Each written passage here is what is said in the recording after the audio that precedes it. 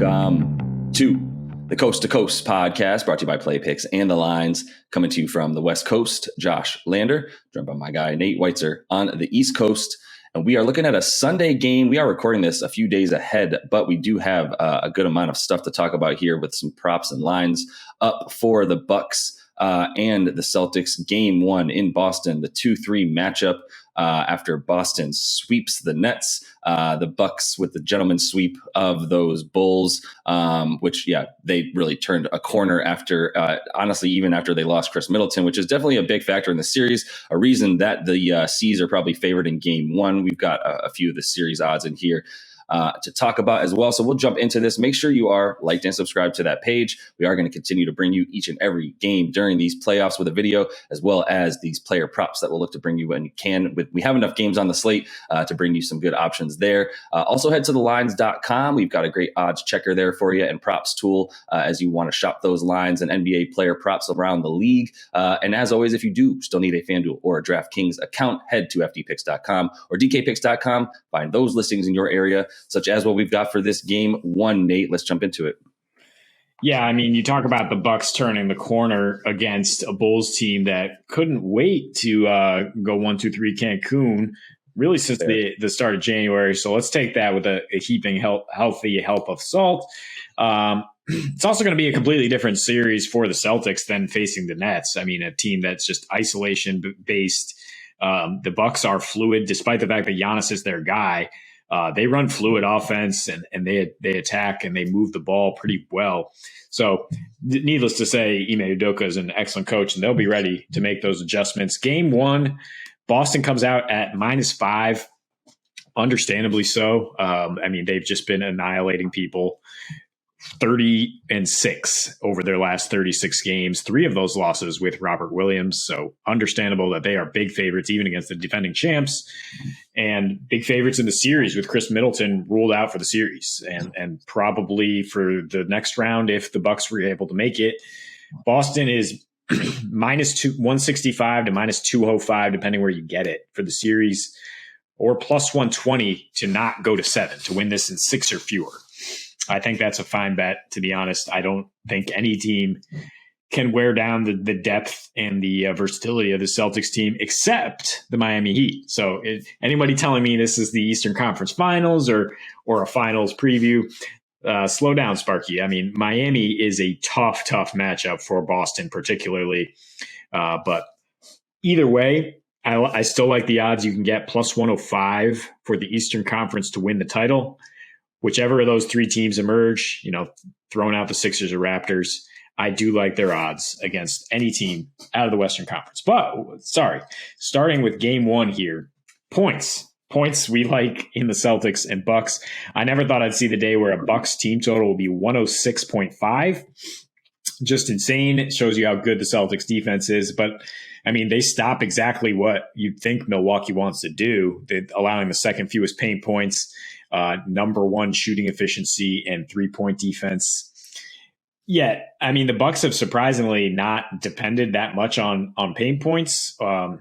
They are depending on free throws since the All-Star break. That's something Boston doesn't really give up either, but they've managed to score in these last few meetings with Boston. 3-1 to the over on the season. Not really full strength for anybody at any point in these 4 meetings. Their most recent meeting, Boston decided to rest Tatum and Horford. Bucks win 127-121.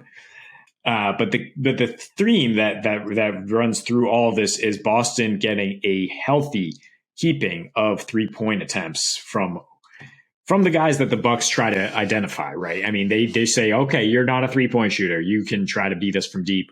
Well, the last time out, they got 121. They hit 21 threes, 10 of which came from Daniel Tice, Derek White, and stop me if you've heard this name, Sam Hauser off the bench.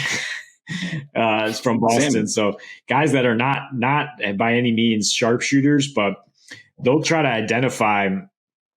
I mean, and I don't know if they're still considering like Grant Williams to be a liability from 3. Like now the Celtics rotation is shorter and everybody is money from 3. And they've now against the Bucks this season, who struggled to guard the 3-point line against anybody because that's their strategy. the C's are averaging 17 and a half triples at 38%. So my starting point is the over. It's relying on the Celtics to score because I am terrified of how good their defense is, to be honest. And if you slow down Giannis, I don't think the Bucks could necessarily score with them. I wanted to take a Bucks teaser or a Bucks +5 with this over, assuming they would keep it close the way Brooklyn did at the beginning of the series. But I'm honestly too scared. I'm too scared of that the Celtics are too good and that they have the personnel, the best positioned personnel to stop Giannis with Rob Williams as the last line of defense, with Jalen or Jason rotating out on the perimeter on him. And without Chris Middleton, who's really been a thorn in the Celtics side in these recent meetings, the Bucks don't really have that kind of mid-range isolation guy, that perimeter threat. I mean, Grayson Allen ain't it in this series. And so I would worry more about the Celtics pulling away. So if you're looking to go over and a winner, I would just tease the Celtics down to -1, take that over at just 214, which is just very low, or the Celtics team total at 111. They're scoring, in this 36 game dominant stretch, they're scoring 118 with a 122 offensive rating. And Milwaukee has allowed 120 points per 119 to them this season with a 120 defensive rating. So they're not stopping the Celtics on long rest here. It should be a higher scoring game than we've seen from either of these teams to close out their series. Yeah, kind of seems like that. It's annoying because, to your point about the Bulls, I mean, it was a gentleman's sweep. They turned a corner in terms of their effort, really, and that's super. It's well illustrated in their defensive output after that they turned that corner, as I'm saying, which defense is effort. So it's just obviously they started caring, as we said. They got the Bulls' attention the Bulls got their attention by winning game 2 and scoring too many points for Bud's liking, obviously. And then the defensive rating in the last 3 clamped down to about 91, and they kept the Bulls to about worse than 30% from 3. And I mean, it's the point is the Bulls couldn't do anything inside. Neither of these teams got free throws. There were not that many free throw attempts. As also, I think the refs were kind of like, dude, let's just get out of here, man. I think people watching the series were ready for it to be over. Everybody was. So there was no foul calls to keep that game moving, thank the Lord. But it also is just telling of the fact that the Bulls don't have any down low presence on defense. Vooch is a turnstile down there. He actually played well on defense for his own, relative to his normal output there. But it still wasn't anything as the Bucks didn't even really need to go down low. They were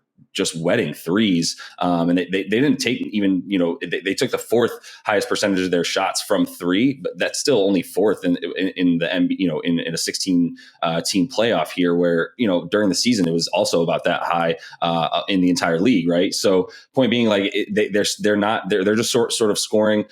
They were scoring on a lot of fast breaks. They were scoring a lot of threes.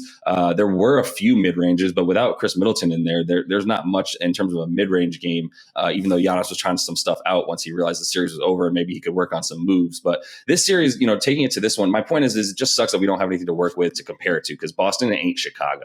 And honestly, my first thought is, all right, this is awesome for Tatum. His defense is a huge reason that the Celtics defense has turned into what it is. I mean, you also sub in, Derek White for Dennis Schroeder's minutes. And now you're talking whatever. Now you're talking about a lot better defense, a bigger guy who can guard more positions and is just a better defender and actually tries on that end of the floor.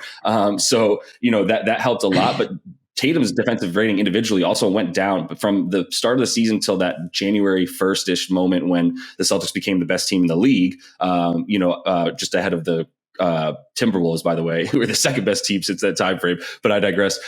Since that time frame, Tatum, who already had an individual defensive rating of 105 over the course of the first 2-3 months of the season, he lowered that from January 1st to the end of the season to 101 individual defensive rating. We saw what he did on Durant, spending roughly like 70% of the time that he was on the floor with Durant, guarding Durant. And actually more than that when he was on the floor, but 70% of the time Durant was on the floor, Tatum was guarding him. And so, he did a great job in that series. He still had a great individual defensive rating. We saw Durant get frustrated by a combination of Tatum's great defense and, the Celtics just having so many big bodies to throw at you, man. Like once, Marcus Smart can guard guys that are 6'8", 6'9", and that tells you about how strong everybody on their team is. You see Tatum, by the way, one indication of how much stronger he's got is his efficiencies on drives. If you look at that really specific stat for him, like a nerd, you can see that in the playoffs and in that same time frame that I was talking about since January 1st, his efficiency when he's driving to the rim has increased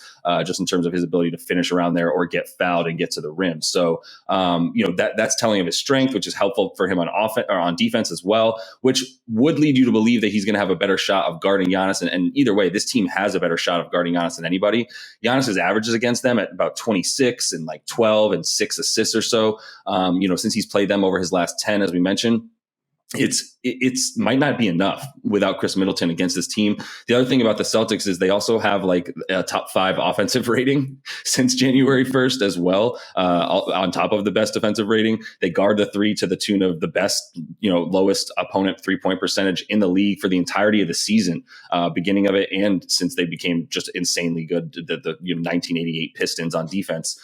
So I think there's a lot to like about their ability to win this game, but dude, 106.5 points when these two teams together have been combining even in the playoffs for way more. It's just like, why? What are we missing here? Because I think you like the Celtics, even though the Bucks defense was really good against the Bulls. Like I said, this isn't the Bulls on defense or offense. This is the Celtics. I'm just a little bit stunned by it. Is there a reason that you can see that Vegas would even think is it both these teams playing defense really well as of late? Or because Middleton's not in the series, like shouldn't this be at like 225 or so? Yeah, I would think so. But I mean, I would hammer this first quarter over. I think that, they're going to come out. There's going to be some feeling out and some good pace in the opening. And it's 52.5. Like, it's going to be low all over the place with this type of total. But that's where I would go. I mean, Boston had 30 points in the last 2 games to close out against the Nets here. The Bucks are averaging 30 points per game in the fourth quarter on the season, like second best first quarter. That is, I think, I trust that for sure to get near 60 in the first. I think the reason the total's so low is because Boston has slowed down in the fourth quarter with their scoring.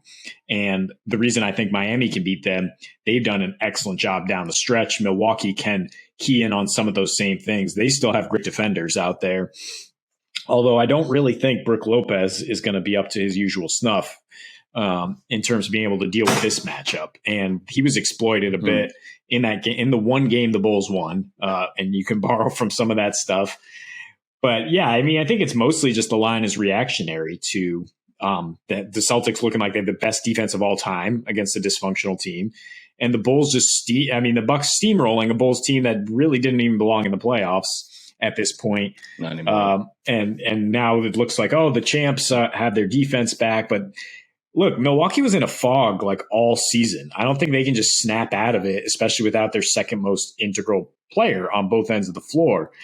I don't trust them to win this game at all. I do think they'll come out scoring, but Giannis in the playoffs against these Celtics, mostly the Brad Stevens Celtics, getting fewer than 10 free throw attempts per game and fewer than 26 points.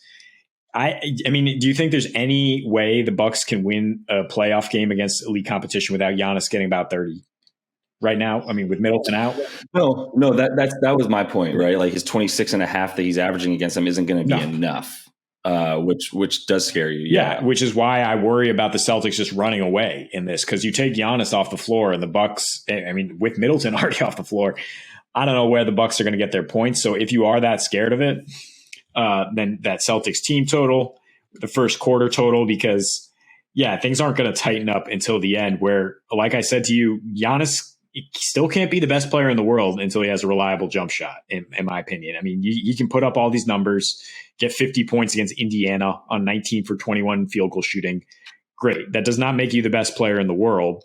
Unless you can beat this defense individually, which just baffled Kevin Durant, like good luck. I mean, now that Rob Williams is getting healthier, they have that extra line of defense. They have big bodies all over that can deny his penetration. I'll be really interesting to see how well he plays down the stretch against this team. I do think he'll be able to spark Milwaukee early, though, get us over early. It's just a question of how this game looks down the stretch in the fourth quarter as far as the overall total.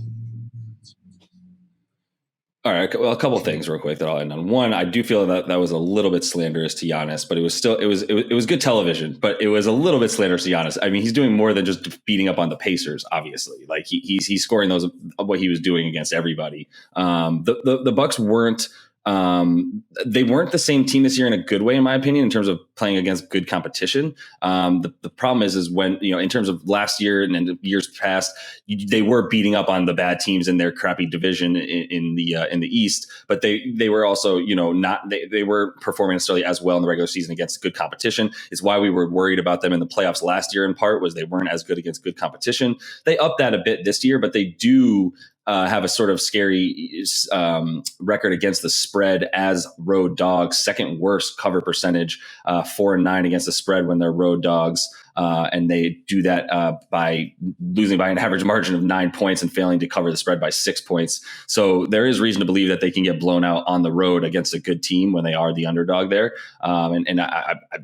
That does lead you, like you said, it leads you to believe that the blowout is very possible for Boston. I think if anything, you do figure out a way to get Boston maybe just down to -1 with a tease, or do you just take the money line at that point, and get what that is, or honestly, parlay that with the over. But I can't see a scenario where the Bucks blow the Celtics out at this point. If they had Chris Middleton, I think anything would be possible, to be honest. Another scorer of that size who could match up well and be at least a difficult, matchup for at least take another big like Jaylen Brown to have to guard him or what have you.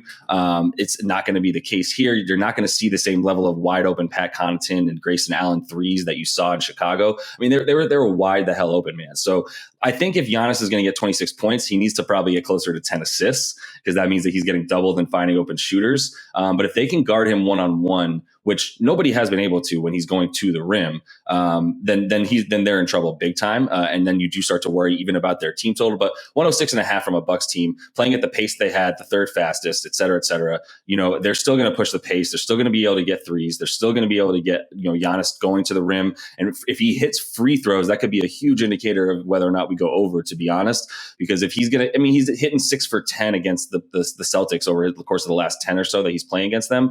If he could just make like 7 out of 10 in this series, man, it would go a really, really long way. But it would also be nice for them if he got close to 12 to 15. I like your conviction. I know how you're feeling, and the defense at this point is so for real for the Celtics that we've got to pay attention to it. And if they come out and want to make a statement, they could definitely win this game by more than 5 points. So either way, take the points in this one. We don't quite have props yet, but we hopefully will have a few games on Sunday that we can talk about a few of those player props when they're ready. That is all the time we have for you in this one. Make sure you are liked and subscribed to that page. We are going to continue to roll along with other games in round 2 as soon as we have them for you. So until we see you next, happy betting.